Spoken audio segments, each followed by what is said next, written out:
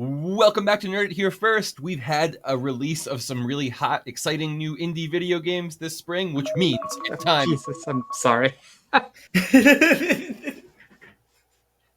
Carry on. It won't happen again, boss. I mean, I thought I did so well. I really wanted to keep that thing. We have to scrap it. That was my get back to your computer alarm. We're wearing sunglasses. Hit it. It's better not awaken anything in me. The name's Bond. James Bond. Some days you just can't get rid of a bomb.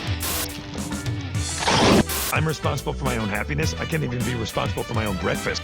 We have Santa Claus. Assemble. Hey, it's us. I didn't know where I was for a minute. What do you mean you didn't know where you were for a minute? I didn't know what podcast I was in. Oh, yeah, sure. We're doing a video game update. I don't know what's up with our branding stuff these days, but yeah, we had to get together to do a video game update. We've had a bunch of, you guys tell me, I feel like a lot of, good indie games come out all of a sudden. Like, there's been an explosion. I don't know if this is a post-COVID thing. I don't know if this is,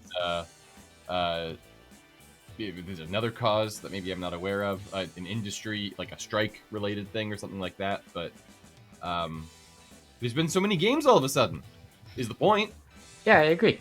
I mean, it's, the indie scene has always been popping in waves and starts, but especially in the very recent past, there has been a lot of cool stuff that has been coming out, so yeah, definitely worth talking about. Since the start of the year, we've had at least 3 big indie releases that we wanted to discuss. They're varying levels of independent studio release. We'll sort of talk about those levels as we talk through the games. But I think the first one we wanted to get started with, Bruno, you were going to take us through. Sure. We one of the first things that came out this year, or I guess earlier this year, it was in March, was South of Midnight, which I actually need to look back and see who were the developers on that. But thank you. Compulsion Games on April 3rd. Thank you. It came out on April 3rd. Damn, time flies sometimes, guys. But yeah, no, this was just like a really fun game. When it comes to the story, you are playing a girl named Hazel who lives in southern Louisiana, and after a massive hurricane that just wipes her home with her mother in it, down the stream, she sets off on a wild adventure trying to save her mom. And in that, they start to introduce a bunch of sort of ghostly kind of things that they refer to as haints, and then we get into the whole mythology about all of that. I mentioned, Jack, that I finished the game story the morning of my first Sinners screening. Yeah, and that's so crazy. it was. I can imagine that it felt like required reading. Yeah, it was just wildly convenient, just going into the movie, and then Annie's character would be talking about haints here and there, and I'm like, oh, I already know what this is. I know what we're dealing with. Compulsion Games are the same people who made We Happy Few, if you remember that from a few years ago. Yeah. And this is, can I say, a lot better? That was my headline, is that they figured that, my literal headline back when We Happy Few came out on my review of it was that, the whole shtick of that game was that all the levels were going to be procedurally generated. And my takeaway from having played it was it really felt like it needed a level designer. This game, which presents as a stop motion animated sort of effect, with the cutscenes actually being stop motion animated and the actual gameplay just sort of having that visual panache to it. This game feels like it was designed by people. And I feel like that's one of the major upgrades here was Absolutely. that as I was playing it, I really felt the individual love in it and sort of the attention to detail. You could see, obviously, in the cutscenes, they actually used stop motion animation and actual real life figures that they were getting in there and working with, to try and to do those videos.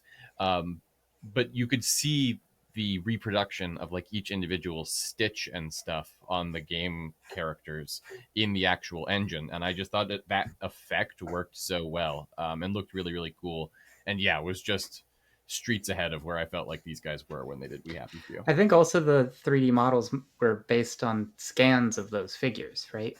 To Yeah. Yeah, help absolutely. the continuity between the cutscenes. It's an Mhm. interesting effect, and it's the, I hesitate to call it real stop motion animation.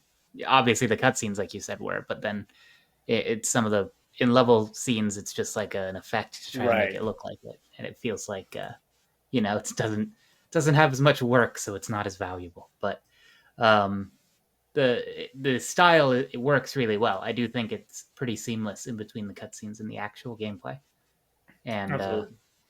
game's really pretty. I do think the style of We Happy Few was one of its strongest points visually. Yeah. And also, I thought, just the story in general was like very intriguing and just like really like pulled you in, having to like help all of these people with like their different levels of grief. I thought that was really nice. yeah, I think that the plot of it is so interesting, right? Obviously, as you mentioned, Bruno, it takes advantage of like sort of the African American Southern Gothic pastiche, Hmm. and like a lot of um, sort of vernacular that's particular to that aesthetic, right? But I felt like there was also a good bit of originality here, like new stuff being offered, kind of like that fit into that Yeah. aesthetic, like that vibe. Like it all, Hmm. the new stuff worked well. It didn't feel out of place. But you could also be like, oh, this is video game shit, and this is like real, like artistic, cultural heritage stuff. But it all blends together to make. I felt pretty seamlessly to make a really nice final product. Oh yeah, I agree. So I guess the sort of pitch of my desk is wet. That's mysterious. I'm gonna have to look Gross. into That's a segue. Yeah, I got to look into that later. So the hook of Party hard. the hook of South of Midnight is you play as a character named Hazel, who learns that she has the power of weaving, which sort of Mhm. allows her to um, kind of create, manifest things in and out of reality, push stuff, pull stuff, knock on stuff, hit stuff, create things that weren't there before, uh, Yeah. etc. Hmm. And she uses these big hooks that she found to sort of produce that. Yeah, like I they're like cross stitching hooks, right? Yeah, and Yeah. I really liked the puzzle solving with that ability. Like when I was in Yeah. the puzzle part of this game, I felt like it was all clicking together really well. Hmm. And there's a lot of puzzles. Yeah, no, It's mostly a platformer. the level and puzzle design is like definitely one of my favorite parts about the game. I could really like notice the attention to detail that everyone had. I Yeah, go ahead, Jackson. I was going to say I agree, and well, the other part of that is that I think the combat is kind of the weaker part of the game. Yeah, Um, Yeah. that's Hmm. and there's not a lot of mechanical depth, and it can get a little repetitive. But as long as you are fine with that, I do think the other parts of it really hold up. I one. was able to find myself like using the different abilities and start like creating different strategies during the I fights. also haven't finished Uh, it. so that's also fair. But you do Could be. eventually you are eventually able to like upgrade your abilities that will like allow them to have different effects on the enemies. Yeah, And well, through sure. that, I started strategizing like a lot of different things here and there. But mainly only when it came to like fighting hordes of enemies. When it comes to like the boss Yeah. fights, it was more of a puzzle than an actual like boss fight sometimes. Reminded me of Astrobot from last year in that way, where the boss Hmm. fights actually become more like these sort of platform puzzles that you've got to Right. maneuver through. Um, Agree, I think, more with Jackson that the overall combat sort of left me desiring a little more. Like I just felt like there was sort of maybe like one more wrinkle that could have been put on it. Basically how the combat works is that you'll be moving through these sort of sandbox levels, and you'll discover in your on your way to solving a larger puzzle or getting pieces of a larger mystery or learning about some sort of like ancient creature or something, saving a big fish, for example, Right. you will encounter these areas that are occupied by monster hordes, and you sort of tear through them. Uh, Different sorts of haints will show up. You know, you start with your sort of very basic humanoid ones, and you upgrade to bigger, squishier, badder, grosser ones. And then you use all your different powers to kind of take that group of bad guys out. And each arena that you have these fights in is also stationed with one kind of healing station Right. that you can kind of work your way over to in the middle of the fight if you need to, and whack that to regain your health. And that's sort of what the fights look like. I agree that like they do get a little bit more interesting as they go on, but I think the limit of that little bit more interesting is like, oh, once I get a new monster, then I learn how to deal with that monster, and now I'm just like, it's just another thing another link that has to go on the chain, right? I'm just Right. like, okay, I do this to these guys, I do this to these guys, I do this to these guys, I try to not die before I get all that done, and that you rinse and repeat a little bit. Mhm. But I mean, even that I think is, I think that combat in another game might not seem so repetitive, but I think that a lot of it is that the rest of this game feels so like lived in and like really thought out and considered and real. I thought the voice performances were really, really good. Yes, Um, definitely. Yeah. I thought that the choice to like, you know, this wasn't just aesthetic for aesthetic's sake. Like the story of Hazel and her family struggling in like the Mhm. wake of a hurricane in the bayou in Louisiana, while like rich white conservatives sort of like take advantage of their misfortune and like move in. Like that was a very real story that I thought was interesting to see in a video game, just because I don't feel Yeah. like it's the sort of story we see in a video game all the time, especially not from the guys who previously gave me scary British murder clowns. So that was like an interesting zag. Um, yeah, I don't know. Also, What the did you guys music. think? The Yeah, music yeah, was really yeah, good. absolutely. So I I dug the agree. whole I thing. think it's a real knockout of the park in most respects. It's kind of a shame that it didn't get Mhm. more attention, but I mean, it didn't get no attention, to be fair. And as we say, Right. the studio's last game was not super well received, and in 2018. So, um, for a second swing, I think it's a pretty good hit. I do think there's room to improve, but I am definitely going to keep my eye on the studio and hope that they can churn out something faster than this last one. Yeah, I think this was their first game that they had made since their acquisition by Microsoft. There was sort of Ah, that. I don't know if you Right. remember that wave of time where Microsoft was just snatching up like any indie studio that made a yes, I do. halfway impressive game, so that they could just stock up. I mean, this was the whole end goal of that, right? Was to be able to Right. stock the a Game Pass library. So hopefully now that they are in the system, like you say, they'll be able to get going a little quicker here. But yeah, I really liked the game. I think it's a what if we I have a video game reviewer that I really enjoy who I follow online. What's his scale? His scale is buy, wait for sale, uh, wait for like a deep discount, or like never touch it. I Right. guess this I guess this isn't really a buy though, because if it's on like if you have Game Pass, you can just go download it right now, right? Mhm. And That's true of all three of the games we're going to talk is about that today. all three of the games we're talking about today? Yeah, Yeah. Mhm. man, Yeah. Yeah. absolutely out here shilling for Microsoft. But yeah, I think this is really good. This was the first of the three games that came out. This is the first of the three that I played, and when I played it, I was really, really impressed by it, and I kept going back to it even after having checked out the other two. So The only reason I haven't finished it is a testament, like you said, to how many things have come out recently. But it is still Yeah. on my radar. I want to get back to it one day.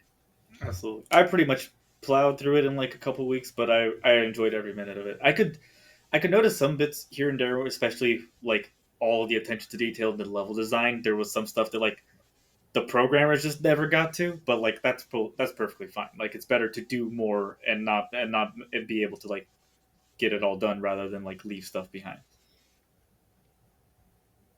yeah, that's interesting. I almost felt like it could have lost a couple of levels and maybe sharpened the story a little bit and still been as effective.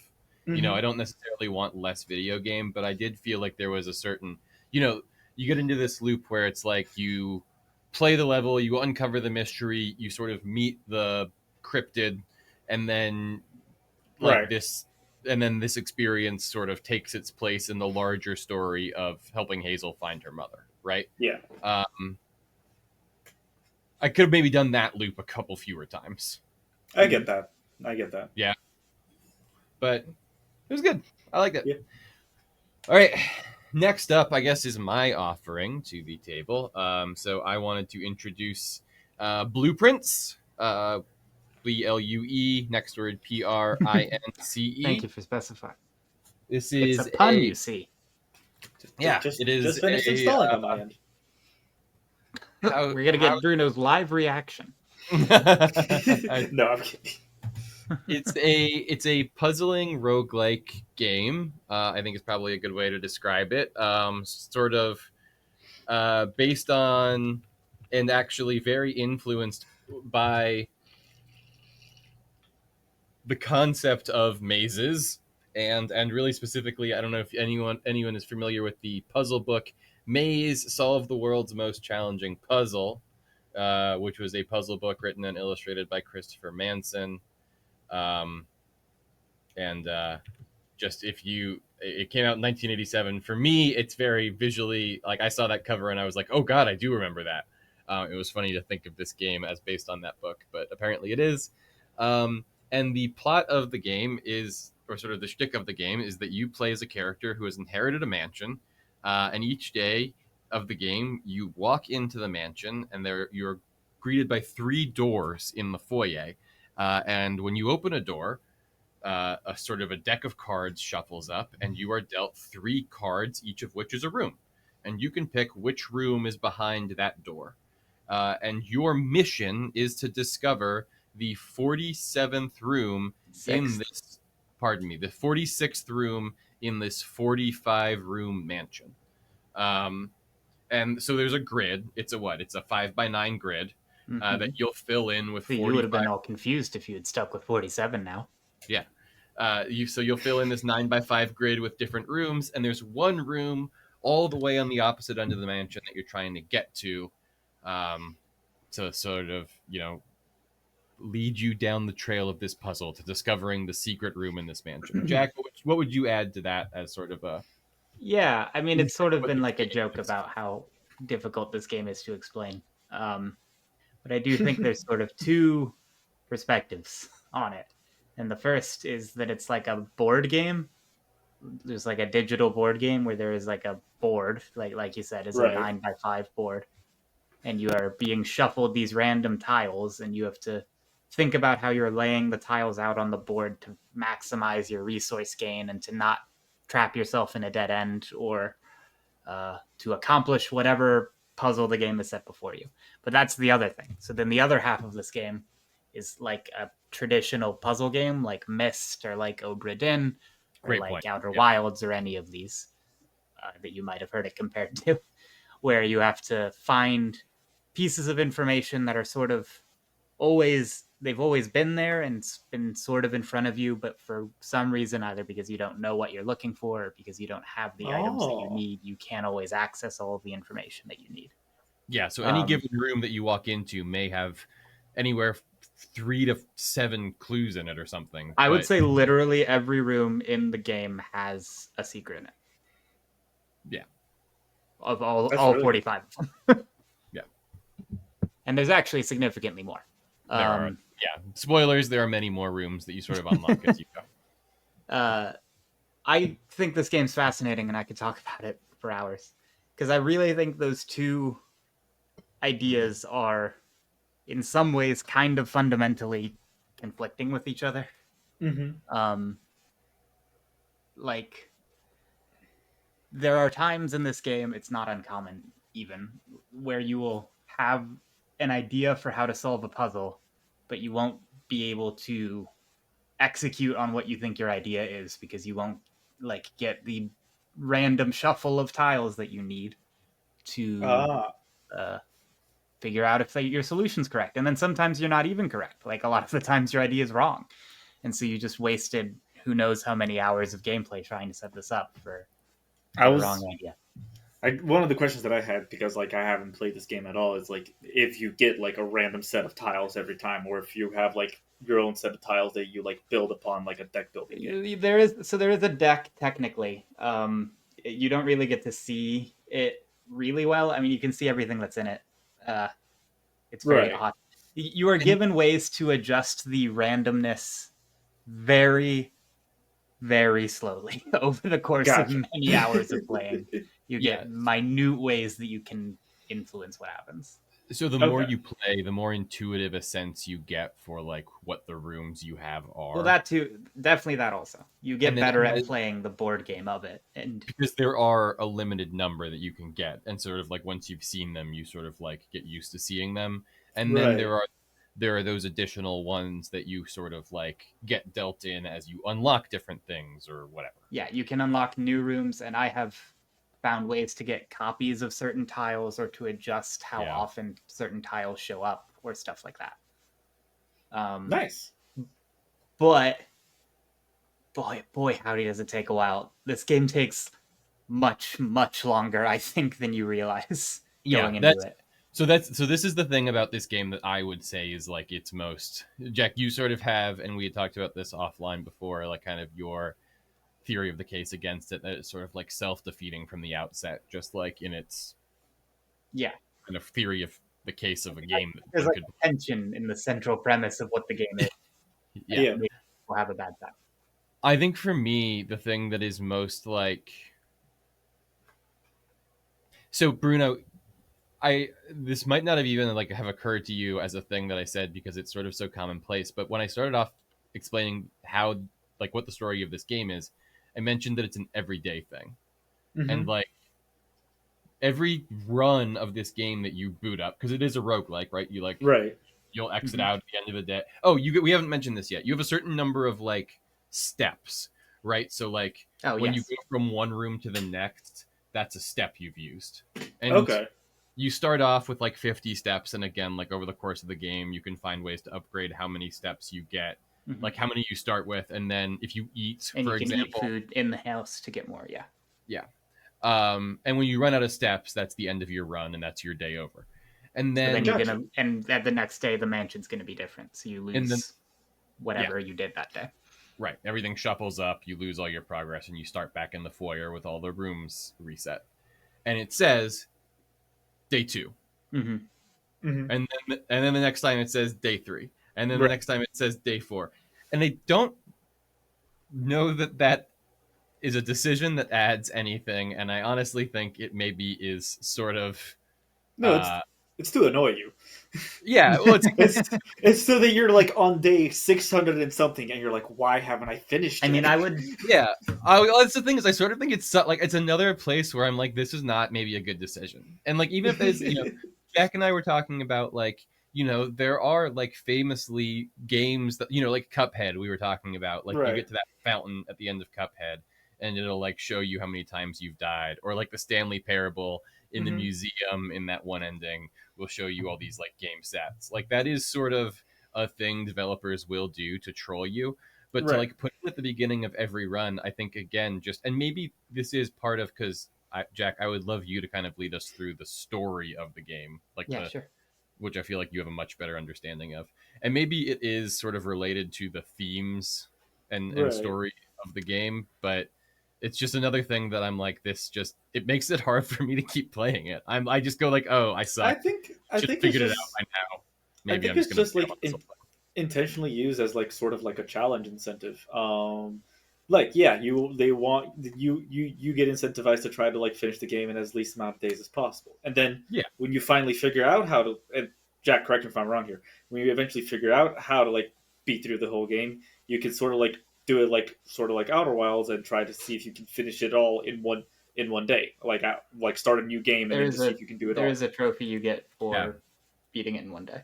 There's already people going videos of getting that. Yeah. Yeah. Okay, so I agree Riley, it's like a weird point of frustration. A lot of my thoughts on this game were echoed and sort of crystallized around watching the Game Maker's Toolkit video on this game, which if anyone's listening to this, I'm sure they've already seen it, but on the off chance you haven't, you should check it out. And he talks about the same idea about how like no other roguelike does this, presents it in that sort of a way. I will say there is at least one puzzle that is related to what day it is, like on the calendar, and you have to figure that out based on what day it is in the game. Which those two things aren't necessarily correlated. So like it doesn't serve no purpose, but I still don't think it has to be as prominent as it is. Yeah, but we literally haven't talked about the story of this game at all because it does have one. It actually has a lot of story. So at the beginning of the game, you are presented as the grand nephew of one Herbert Sinclair, who is the Baron of this manor, the estate at Mount Holly. And he died, rip. And you, as his grandnephew, are his sole surviving heir. So you have been granted the estate and the title of Baron, provided you can find his 46th room. You have to solve his little death puzzle to earn your noble title. It's like the other side of the coin from Stardew Valley, right? This is a little bit, yeah. If your Stardew Valley grandpa were far more rich and nefarious. Yeah, right. So you start running through this house, and we've already described what that looks like. And as you do, really subtly at first, like up until you get to the 46th room, I would say, you don't really realize that you're being told the story as strongly as you are. Because a lot of the information about the world and the characters are not really relevant to solving the puzzles, and that's really what you're here to do, or playing the board game. And those are the two things you're here to do. But you do slowly start to piece some things together, like you learn about Herbert's niece, Mary Marigold, who was an author, and you think about it for a second, you go, wait, my great uncle's niece? That's my mom. And then you find a news article about how she has disappeared and has been missing for several years. And you're like, what the hell? What happened to my mom? And then you find like some of her books, and they have these like weird political themes almost, it feels like, but they're like children's books. And then you find like a birth certificate in a hidden drawer. And like it just... you keep finding like all of these anecdotal pieces of evidence that feel like they aren't really, like they're all interesting. Maybe there's a story there, but it doesn't feel highly relevant. They're not stitching together in any kind of obvious way, but they all seem like important data pieces. And then, I don't want to spoil too much, but when you get to the 46th room in the chamber, the game doesn't... I mean, it sort of offers you like a soft ending where it's like, hey, you did it, good job. But it's really like the roguelike classic trope of like, congrats, you did the goal that we gave you at the start. Now the game starts. Yeah. You are immediately presented with a whole new series of much more difficult challenges, and many, actually basically all of those, require you to start piecing together knowledge about this world and its people and its history, and it's really complex. Your great uncle specifically and his history. And the moment that you start to like piece all that together and realize what's going on, it is very cool. This game is, I want to be clear, I've played it for 40 hours. I came out the gate pretty harsh on it, but it has incredibly high highs. I did want to come back around and be like, to be clear, we started, I think, with some of the stuff we don't like, because this game fucking rules. It's so good. It is my favorite of the three that we are going to talk about. I recognize it's only May, but right now it's my game of the year. I didn't realize this, but we've actually all, like 2 out of 3 of us have played each of the games, and I think in different degrees, where like one of us has completed it and one of us has started it and one of us hasn't played it. Yeah, it's very good. So then I'll sit out for the next conversation. But yeah, so yeah, no, I love Blueprints, and I'm not nearly as far as Jack is. Like I'm almost done with... I'm stuck in the very frustrating loop that was described earlier, in which I'm just like waiting for the room to come up so that I can Right. like do Right. the thing. And I just like keep running through the house, not getting the room, and so then I'll quit and start over, and then run through the house. This is, I think, one of the problems with like the way the game is presented, where they're immediately like you're trying to get to the antechamber. Right? I feel like if you get one goal in mind in this game too much, you can sort of ruin it for yourself. Like you need to be Right. adaptable. Mhm. And No, this I is understand that. this is sort of so like what I'll do is I'll go in like right now I'm actually very frustrated, so I'm just looking for my room. But usually what I'll do is like there's sort of off ramps that I'll find as I'm doing an exploration cycle, right? So I'll sort of go into the game and like I'm looking for this one particular room, but there's at any given time probably like half a dozen other rooms that are in the back of my mind that I'm like, if I get that room, I'm gonna stop and try and figure that puzzle out. And then even like lower priority than that in my mind is just like any given room, I'm sometimes likely to just go, oh shit, what's this? And then like that, I'll shut everything down because like it's new information. And I Right. have like, I meant to have it down here. I don't have it with me. I have so many pages of a notebook just Yeah, filled. Bruno, we're not kidding. There's no joke. Write Write everything down. No, like I was just taking a look at because you guys mentioned how like the game just opens up after you're done. Mhm. Like I was checking it out on howlongtobeat.com. The main story is 16.5 hours. The whole thing is 80 hours. Yeah, Yeah, that sounds about right. it's huge. That's just insane. And it's just so engaging and so interesting. And I do, I'm not a game critic, right? Like I don't feel like I know enough about the field of video games to be like an educated, like critical voice in that space. Right. I am always a little bit suspicious of any game, and this isn't a knock of roguelikes, any game that deploys like the sort of one more again cycle. I would like also lump like a lot of like top down strategic games like Civilization in with that as well. Like Right. I think just that loop like really gets my brain hooked in a way that like is a sort of a dopamine cheat. Been scientifically shown to do so. Right. Yeah. So I'm like I just want to do the loop at this point. Like it's not what's in the loop. I enjoy having the loop. That's what got me into like Outer Wilds and why I have like 100 and something hours logged on that game. But at the same time, I like the game a lot. I think it's really, really good. I think it's really interesting. And it's again, I mean, what? We had this with Obra Dinn. We had this with Stardew Valley. We had this with Balatro. Now we have this with Blueprints. It is insane that we keep getting these fucking masterpieces made by like individual people. And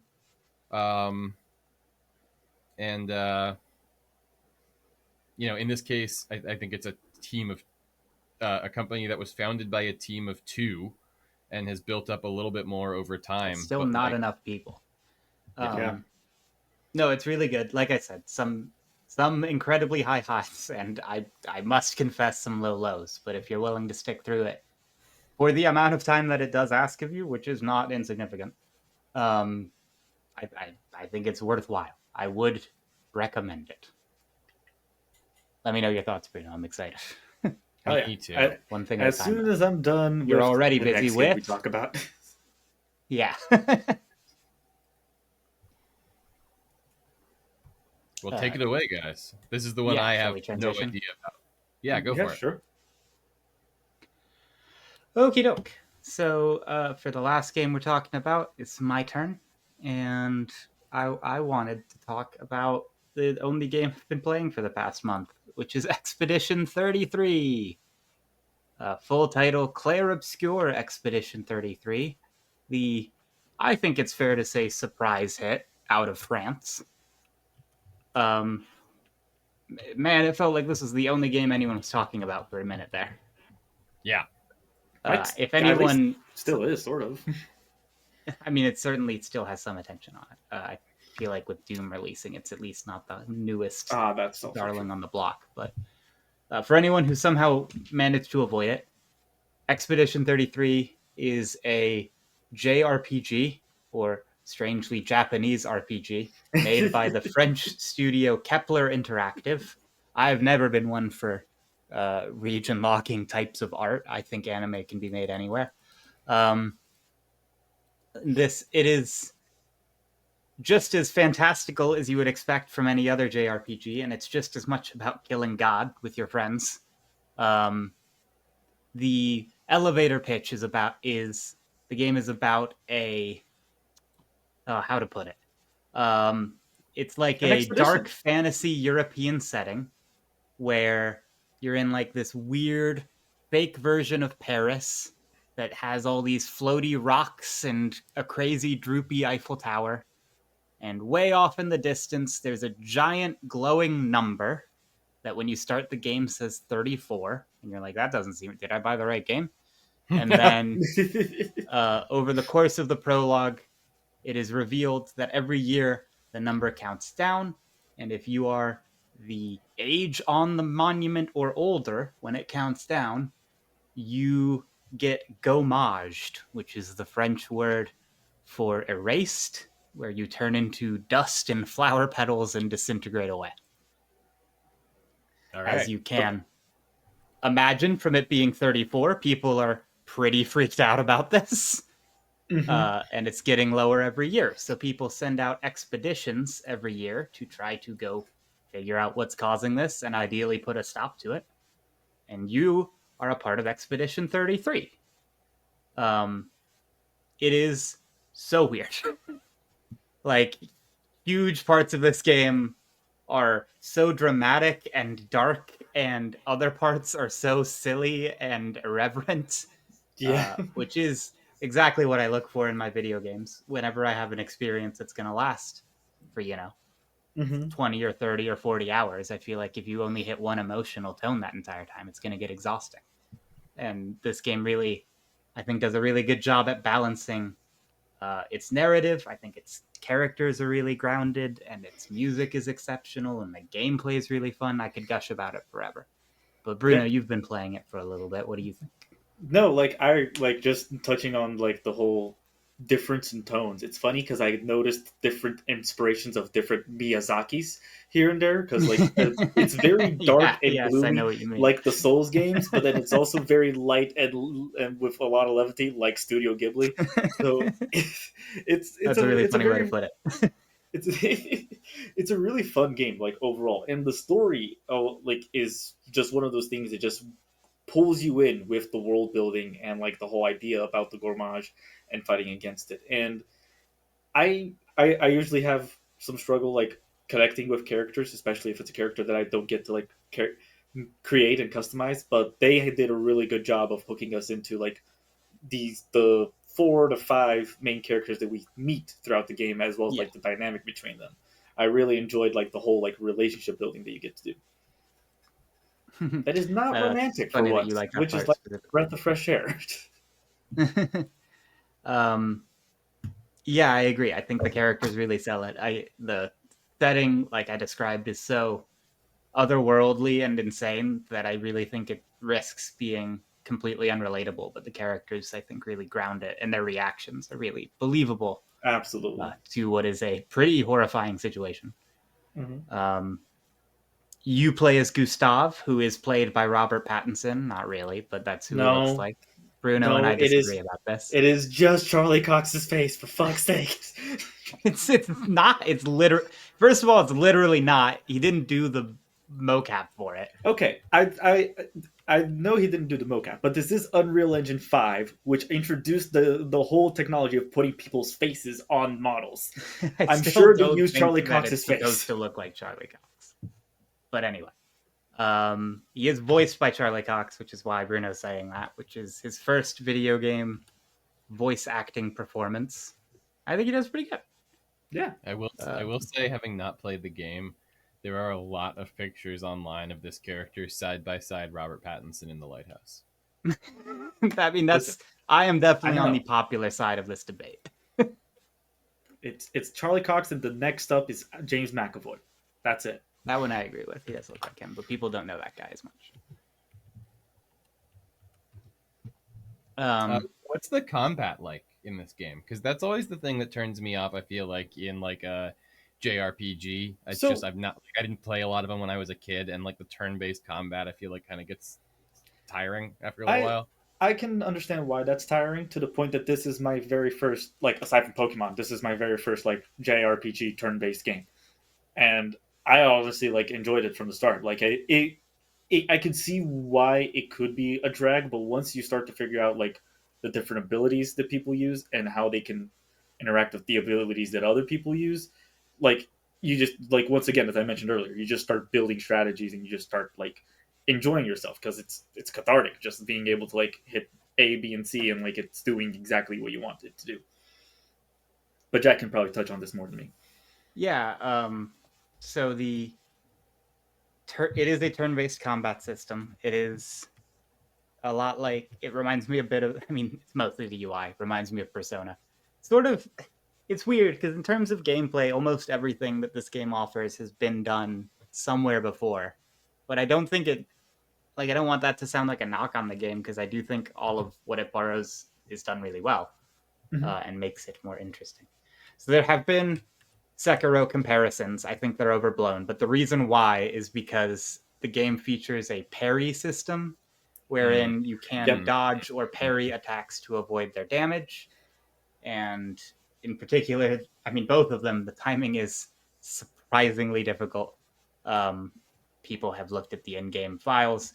You have about a quarter of a second to dodge, which is roughly human reaction time. And then you have a tenth of a second less than that to parry, which is pretty quick. So you do need to more or less have the enemy's attack patterns memorized if you want to reliably parry them. Is it also a tenth of a second for the perfect dodge?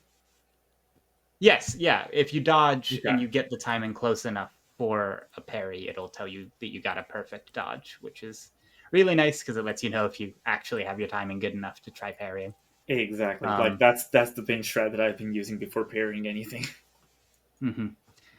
Yeah, so there's it's like a live reaction component to it along with the turn-based attack system. yeah. When I first played it, in part because of just my video gaming experience, I thought a lot about Paper Mario, which is literally the first video game I ever played. Yeah. And also features a similar system. It's a turn-based JRPG combat system where you have to time button presses to your attacks to do more damage with them. And if you time a button press right when the enemy hits you, you can take less damage. What I was thinking about in particular is in Paper Mario, there's a huge variety of different inputs you can do for your attacks. Like every attack basically has a different little quick time event that you have to do. Right. And you only have basically one type of dodge, which is just press the button when you get hit. This Expedition 33 kind of reverses that. There is one action command for attacking, which is just hit the button in time. But then there's like 3 different ways you can dodge, and you have to keep track of different types of enemy attacks so that you dodge the right way, or else you'll get hit. Yeah, that's not an exaggeration. I mean, I guess 4 if you count every type of parry as a different way to dodge. That's insane. Well, I guess you do have to, because there are the occasional enemies where you just have to parry to be able to beat the fight. It's pretty rare, but yes, especially by the end, there are a few of them. I mean, there's one enemy that I don't know.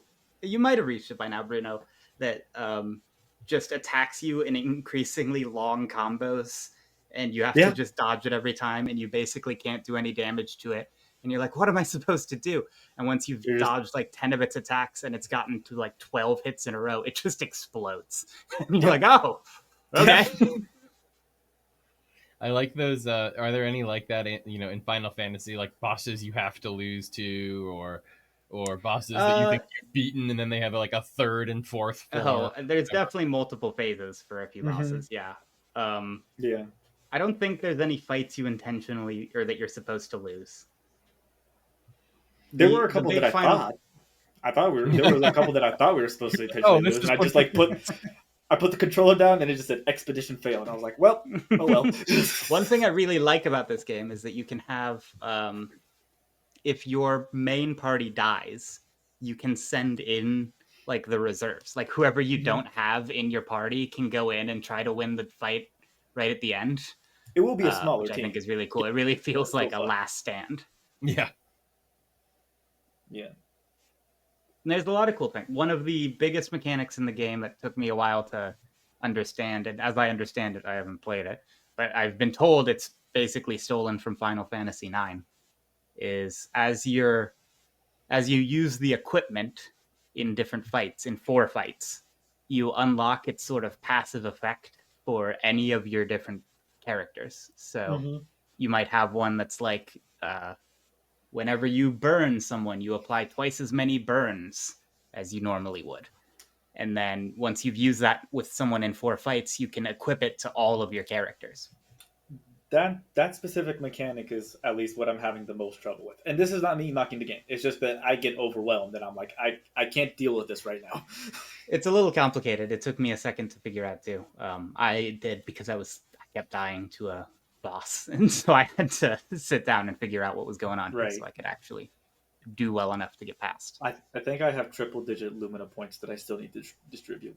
Yeah, you should do that, my man. You lunatic. It's overwhelming. Game's super fun, though. I don't want to spoil too much about the story in particular, because I do think it's a really good story. It's another one that is...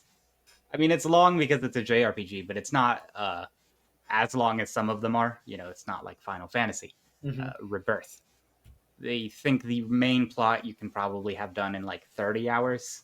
And I am almost done with the post game at about twice that at 60. But I mean, I keep wanting to play it. It's been very rare for me to be hooked on a video game to this extent. I get that when people talk about these things this much, it can feel like it's all overblown. But I don't know, man. I was playing Oblivion and I was downloading this game, and then it finished and I was like, ooh, what's this? And I went and opened it, and I still haven't gone back to Oblivion.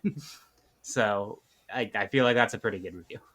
Yeah, no, I had pretty much the exact same experience. I downloaded Oblivion, and you kept spamming me to try Expedition. Yeah, and I was like, 33. don't play Oblivion first. That will take too long. And I was like, fine, I'll just try it on the weekend. And I was like, oh, this story Really is good, It's very pretty. Also, I didn't mention this, but it is made in Unreal, and it is it looks really good. I was also kind of suspicious of the game at first because I did think, like, what if it just looks good and isn't like a good game? But no, there's a good game there. Yeah, absolutely. Jack, do you recommend any JRPGs I should play after this? Oh, yeah. I actually have not finished Persona 5, but everybody gushes over it like nobody's business. I don't know how long that one is. I've played the first 2 parts of the Final Fantasy. It is 100 hours for Persona 5.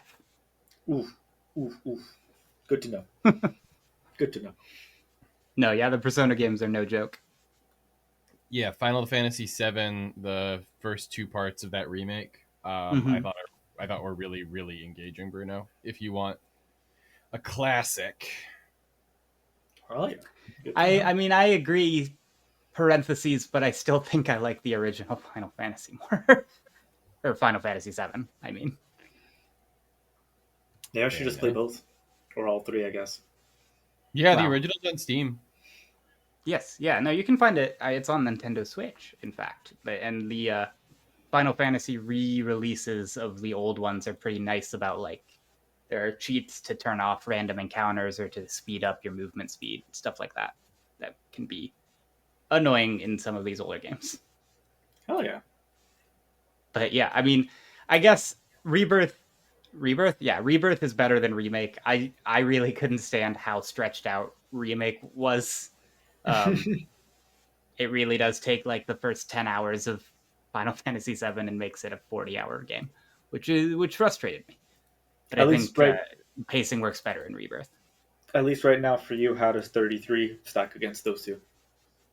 Oh, I definitely like 33 more.